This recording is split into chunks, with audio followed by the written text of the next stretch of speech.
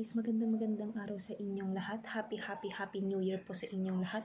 2023 na. Kumusta naman po ang inyong mga New Year resolution? Nasimulan niyo na po ba or hindi pa? Naku, wag niyo na pong ipapa-Valentine's yan. Tapos na ang Christmas, tapos na rin ang pagsalubong sa New Year at baka hinihintay niyo pa ang Valentine's na. Simulan niyo na yan, guys.